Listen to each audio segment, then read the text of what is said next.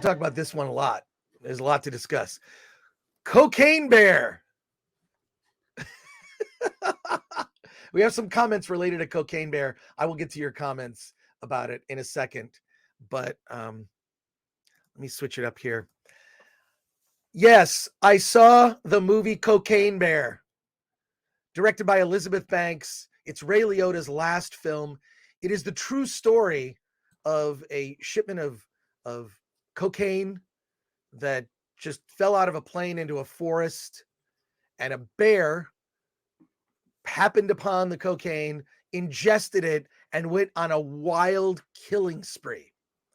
The film opens with a with these titles talking about like if the bear is black, you should attack.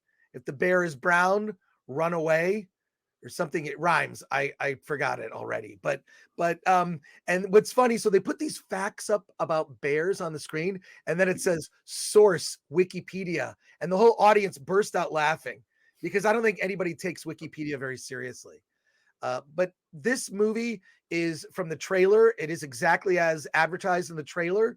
It's sort of a dumb comedy / horror movie because they spend a lot of the first like 20-30 minutes of the movie just setting up a lot of different characters. And I'm thinking, oh my God, with this many characters, some of these people are going to die. Well, I'll just say this. Most of the people die in the movie. There are two kids that get lost in the forest, and one of the moms is out searching for them.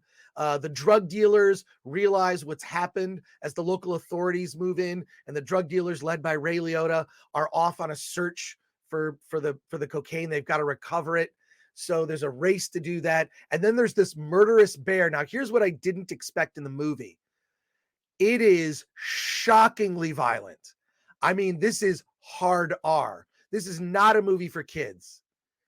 Definitely not for kids. While the trailer itself kind of makes it look a little PG and kind of goofy and over the top, this film has a hard time of like threading the needle of, is this a comedy? Because there are parts where it just gets, I mean, people's arms, legs being ripped off, people being like guts being like ripped open and intestines spilling out.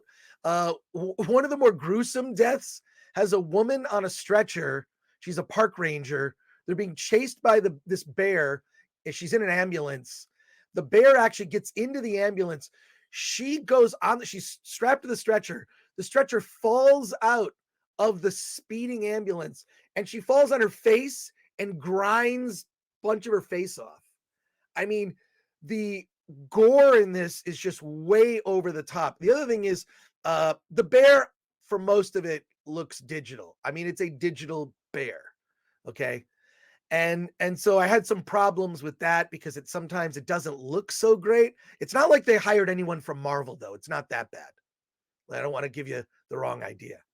But I think, look, did I have a good time watching this movie? Absolutely. 100%. The audience was with it, clapping and like laughing, like during the dumb parts, which is most of the movie. The thing that didn't work for me was I felt that the film had a hard time balancing the tone. This is where the movie is kind of a fail for me, actually, is that, okay, it's a comedy, but the events are very serious. People get murdered. And I mean, they're killing all types of characters too. No one is safe. No one is safe in this film. Plenty of women die, men die, people of color are killed, which is you're not supposed to do in today's movies. Oh, they get murdered. So, and the convoluted plot about the cocaine, nobody cares about that. I think the big problem I had with the film was the fact that the movie didn't know what it wanted to be. Is this straight up comedy, or is it like gory horror? And I felt like a better director, Elizabeth Banks directed this, she's a director in her own right. And I felt the movie had it just needed someone like a Sam Raimi. I feel like Sam Raimi can balance that sort of tragic horror comedy. And I will say that horror comedy might not be Elizabeth Banks' bag.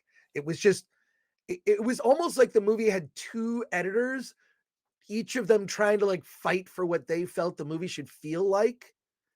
And also there were a lot of scenes that like, why is this going on so long? Do we really need this? So thankfully, the movie's not like north of 2 hours or anything. If you're looking for, a dumb fun time at the movies, see it with a crowded, see it in a crowded theater. You'll definitely have a good time. But I can't 100% recommend it because again, the tone of the film is like all over the place. I will say like the gore sort of runs the gamut of like sometimes it's funny, like you'll just see a leg fall out of a tree or something, and then sometimes it's like horrific, like someone's intestines being ripped out. So they really didn't like, were they trying to? I mean, you could have cut a PG-13 version of this movie, but this is definitely from a gore standpoint, it's hard R. So, So is it a so bad it's good type of movie, or will it find that kind of cult following? well, no, I don't think so. I think at the end, it's just it's going to be a good distraction from Yeah. Ant-Man. I don't think it's going to beat Ant-Man. I think this movie will do much better than people expected, but it felt like a streaming. This should have been. Mhm. I mean, it felt like this should be on Peacock, and they were looking at it going like, "Wait a second, let's just put this in theaters. Let's put it in theaters." How crazy would it be if we put Cocaine Bear in theaters? Every time that trailer played, people lost their minds. Yeah. I mean, honestly, I think theaters are desperate for movies, especially now that the big studios. I mean, this is Universal, but Yeah. the big studios are not putting out as much content as they had been over the last few years. Well, I'll say this, like, look, there are certain people in the audience who love things that are gory. If you like things that are gory, this is pretty gory. Uh, but if you're not into that, maybe avoid for a bit.